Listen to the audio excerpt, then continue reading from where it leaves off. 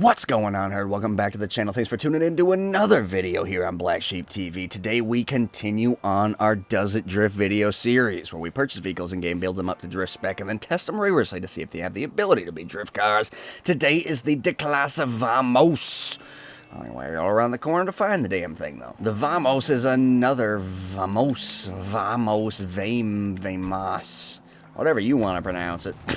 It's another old school drift car, just like the Tulip. Let's see how this thing performs in the Does It Drift video series, shall we? Now, before we get started in today's video, I do want to ask you guys to please, if you're interested in anything along the lines of motocross, snowmobiling, four-wheeling, four-wheel driving, and big lifted trucks, if any of that stuff interests you, please go check out my second channel, my new channel, Dipstick TV, where we cover a lot of stuff. We just be dipsticks with dipsticks, okay? So go check that out. Link will be in the description. If you're on one of those platforms like Xbox or PS4 where you just can't see the description, just go type it in, Dipstick TV. One of those videos will pop up for you, and that'll be that. Or you can just go to youtube.com/Dipstick TV. We do own the URL. With that said, guys, let's get right into today's video. No armor, no brakes, bumpers. Do we got some action on bumpers? Of course we do. We have on most of these new vehicles, so that's kind of cool, but they're so overpriced. $15,000 for a bumper. Give me a break.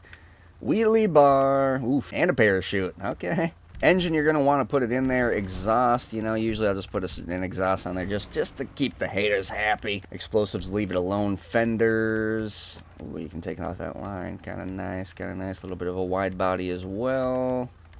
I am going to take that off. It looks a lot better that way. Grill, yeah, not a whole lot of options. Oh, that's kind of cool. You can see the turbos back there spooling up. I'm still not going to spend that kind of money on it, though. We're going to leave it alone. Hood, classic muscle, you know, the hood pins there. Ooh, the blowers, bug catchers, as they call them. Oh, and the hood scoop with the blower up front. I'm not going to do it again. I'm going to leave it alone. Lights, livery. Let's take a look at the liveries.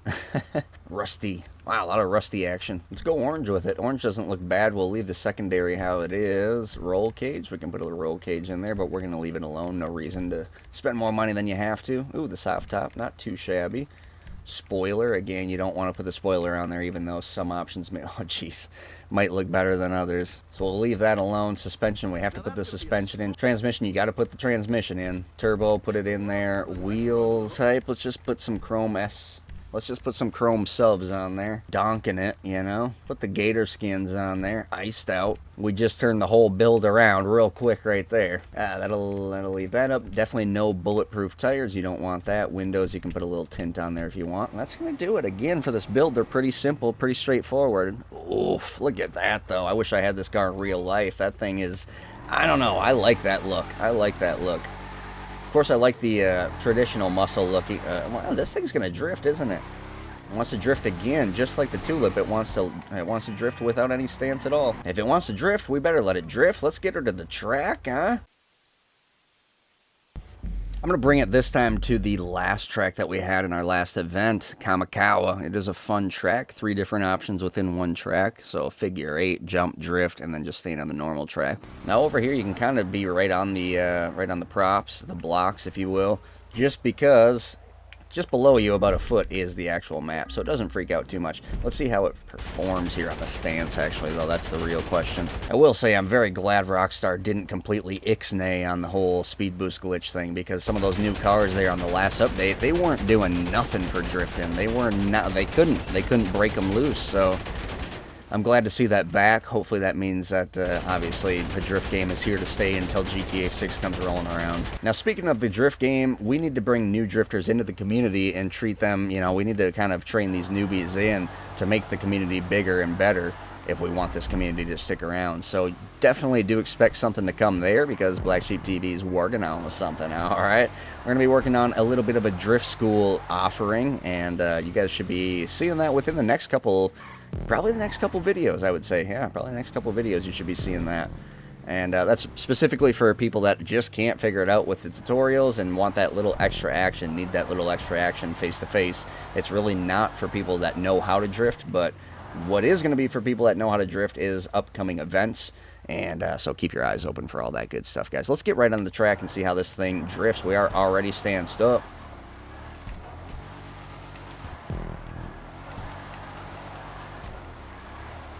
A little bit of body roll, that classic muscle body roll.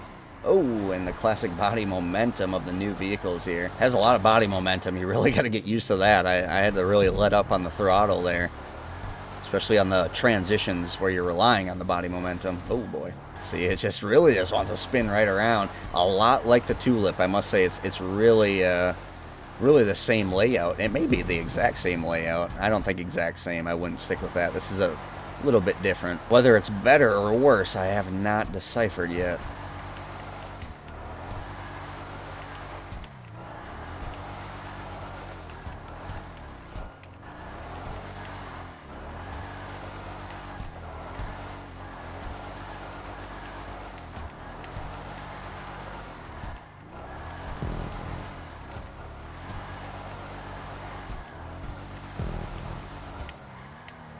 Alright, I'm pretty set and ready to give this thing a grade here. Cost, driftability, and efficiency are what we grade on in the Does It Drift series here. 10 points in each aspect, which gives us a possibility of 30 points in total. Let's get right into the cost. The cost on this thing is, what was it? It was right around the 500,000 range, but everything was full price. So, you know, your transmission, your engine, your turbo, all that stuff was real full price, and it, you know, you're 55,000 for everything, which is ridiculous. It kind of racks right up, except for the 35,000 on the engine. Still, that's full price on the engine. Everything, like I said, really racks up on this thing. If you're putting everything with the livery and the bumpers and all that good stuff in it, and you have to pay for chrome wheels, you're right up there in the 750, $750,000 range, which, yeah, you know, that's not what we want, you know, especially for a vehicle that handles in this range. Now, I'm not saying it doesn't drift, because it definitely does drift. That's why we're here giving it a grade. But does it drift well? There's a lot better, homies and homats. There's a lot better, especially for the price. You can almost fill up a whole one side of a 10-car garage for this price. I mean, not quite, but for a couple Schwarzers and a couple Rapids, you'd be able to definitely afford a couple of each for what you're putting into this vehicle, and that's just not what we want to hear. So for cost, I'm gonna have to give it a 7 out of 10. It's a little bit high price for what you're getting out of it. Does it drift? Yeah. And if you're wanting a unique muscle car drift car, then maybe. But again, it's not going to score much over a 6.5 to a 7. I will give it a 7 since that's initially what I wanted to give it. 7 out of 10 on that. That brings us into driftability. So, I mean, I'll give it a 5.5. So, a 7, a 5.5, that's bringing us then into the final, which is the efficiency. We got to damage it a little bit to actually get the full efficiency, so let's do that first off.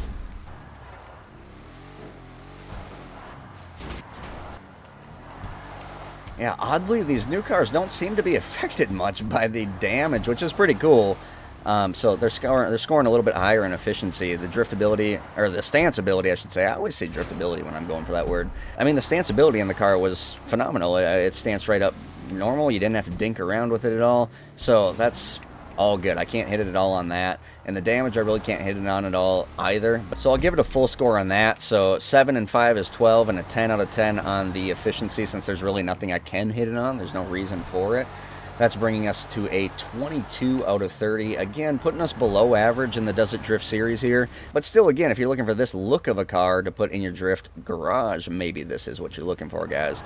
So we will sum it up there, 22 out of 30 in this one. If you guys enjoyed this, make sure to leave a like below.